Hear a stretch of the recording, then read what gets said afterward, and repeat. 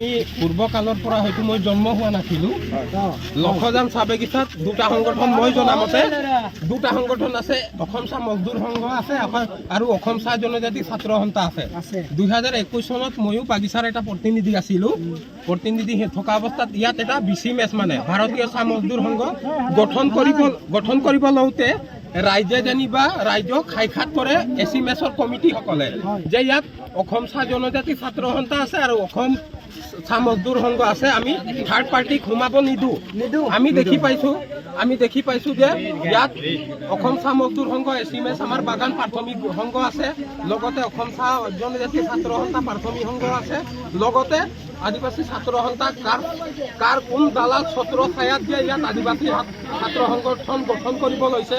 আমি সেইটো বিৰোধ কৰিছোঁ আৰু লগতে আমাৰ এটাই ডিমাণ্ড আছে অসমীয়াত আমি ৰাইজে থকালৈকে কেতিয়াও থাৰ্ড পাৰ্টিক সোমাব নিদিওঁ।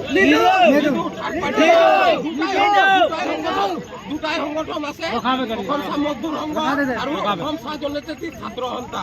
আমাৰ কিমান থাৰ্ড পাৰ্টি কেলে অন্যান্য সংগঠন হ'লে মেনেজমেণ্টক প্ৰেছাৰ দিব। আমাৰ বাগানখন যদি চবৰ পৰা কাগজ দিব ডিমাণ্ড কৰিব, লকাৰ থৈ ল'লে ইহঁতে ৰিক্স ল'ব, কেতিয়াও নলয়। পৰা ইয়াত দৰমাৰ খেলি মেলি নাই। থাৰ্ড পাৰ্টি আমি কেলে সোমাব দিম? কেতিয়াও নিদিওঁ আমি। যোনে সোমাব সি ভালকে চম্ভালি থাকিব।